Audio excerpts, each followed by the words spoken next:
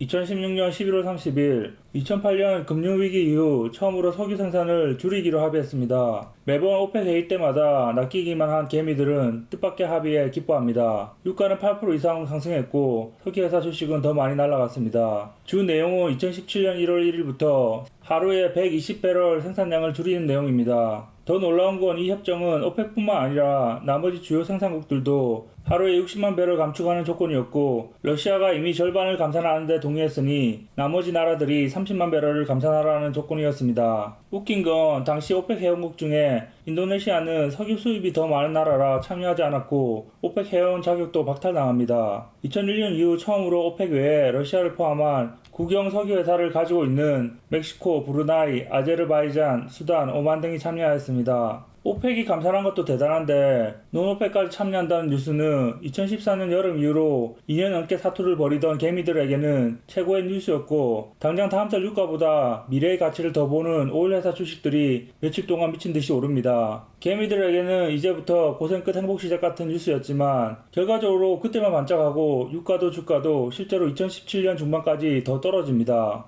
이걸 영어로 불트랩이라고 하는 함정인데 결과론적이라 실제로 식별이 굉장히 힘듭니다. 이런 거 많이 경험해보고 많이 당해보고 감으로 아는 수밖에 없습니다. 역사를 배우는 유일한 이유는 역사는 반복되기 마련이고 같은 실수를 하지 않기 위해서죠. 올해 사우디랑 러시아가 감산을 두고 자존심 싸움하다가 극적으로 합의한 것도 그게 쉬울 수도 아닐 수도 있지만 실제 효과가 나타나는데 시간이 좀 걸립니다. 좋은 소식 하나에 슈팅하는 주가를 따라가는 건 단기적으로 물리기 십상입니다. 그래서 분할 매매가 상당히 중요합니다. 이렇게 치킨 게임은 사우디의 끔찍한 실패로 천천히 끝나가는 중이었고 2018년과 작년에 그걸 감지한 오일 회사들 중심으로 인수합병이 다시 시작됩니다. 여기서 작년의 탑5 구매자를 보시면 합병한 회사는 4개인데 옥시, CP, WPX, 파슬리 등 나디근 이름이 많죠. 지난 10년 동안 유명한 딜을 보시면 역대급인 옥시 외에도 유독 2018년에 많습니다. 합병만 보면 콘초도 보이고 치킨게임 이후 최악의 딜이라는 다이아몬드 백에 9빌리언짜리 딜도 보이고 오빈티브의 뉴필드 딜도 보이네요. 공통점은 오펙은 중간 보스였고 뒤에 코로나라는 끝판왕이 있었다는 걸 몰랐다는 겁니다.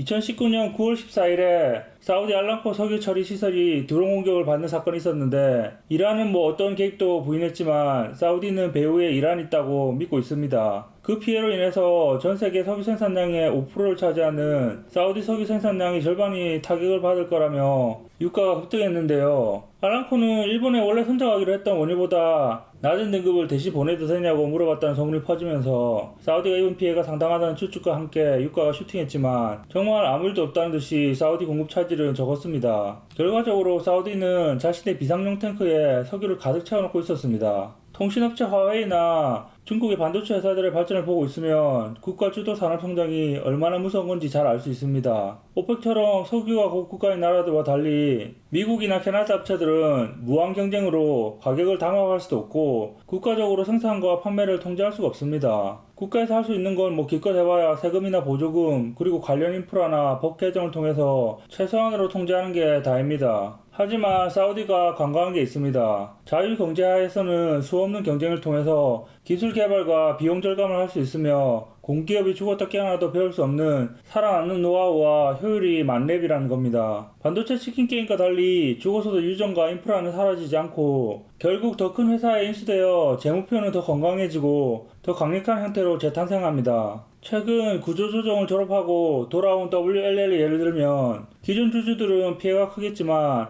회사는 파산 보호 아래 빚을 재조정 받으면서 더욱 건강해졌습니다. 차라리 지금처럼 춘추전국 시대로 분리돼서 자기들끼리 싸우게 놔두는 게 사우디 입장에서는 더 나은 경쟁이 될 수 있습니다. 미국 업체들이 하나의 거대한 오일업체로 재탄생하면 사우디에게는 버거운 상대가 될 겁니다. 반면 멕시코, 베네수엘라 등 국영업체들이 얼마나 비효율적으로 경영되고 그 자금은 불법 정치자금으로 흘러들어가고 당연히 재투자해야 할 기본 정비 비용마저도 다른 주머니로 빠져서 시설 노후화로 생산량이 줄어드는 웃지 못할 상황까지 벌어지고 있습니다. 오펙 역시 별반 차이 없을 겁니다. 단지 카르텔로 뭉쳐서 자세히 드러나지 않을 뿐이죠. 미국은 세계 최대의 생산국, 정유국, 그리고 소비국입니다. 하나의 거대한 종합석유회사이자 시장 그 자체입니다. 사우디가 우물에서 퍼내는 단가는 더 저렴할지 몰라도 구매자를 찾아서 먼 곳까지 배달하고 그 돈으로 나라 전체 예산을 마련하는 동안 미국은 천연가스와 석유회사 사업을 다 합쳐도 GDP의 10%가 안 됩니다. 한마디로 잃을 게 많고 딸린 식구가 많은 사우디에게는 어려운 싸움이 될 거고 독점도 아니라 손님이 왕입니다.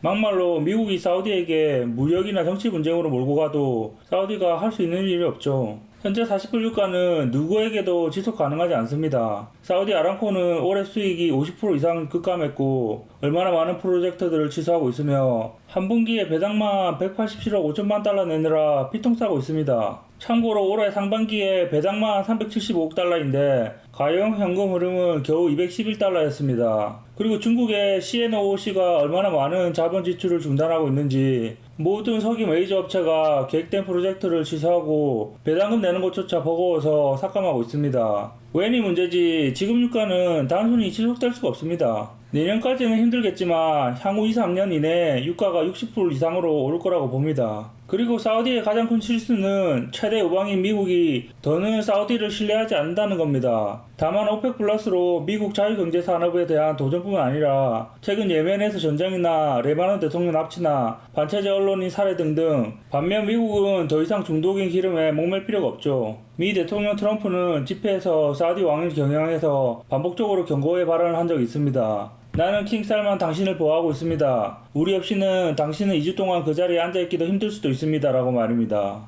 오케이, 거기까지.